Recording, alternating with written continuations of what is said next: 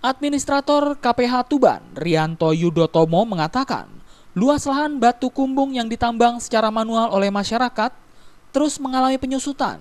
Jika semula luasnya mencapai 117,5 hektar, menyusut menjadi 81,8 hektar atau mengalami penurunan hingga 30%.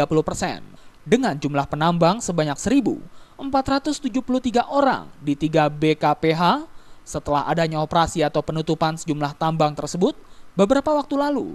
Penutupan tambang tersebut dilakukan lantaran para penambang tidak mengajukan izin resmi kepada Perhutani dalam pengelolaan lahan tersebut.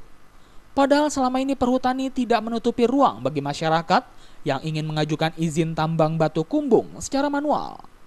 Bahkan pihaknya akan memberikan keluasan lahan sesuai dengan kebutuhan, asalkan melalui mekanisme pinjam pakai dengan persetujuan Menteri Kehutanan. Akibat penambangan ini, KPH Tuban mengalami kerugian mencapai Rp2 juta per hektar. Luasnya itu kalau dulu ya sekitar 117 hektar ya, tapi kemudian kita sudah menurun menjadi sekitar 81,8 hektar ya. Jadi itu kita sudah menurun 30% dari yang luas pertama tadi.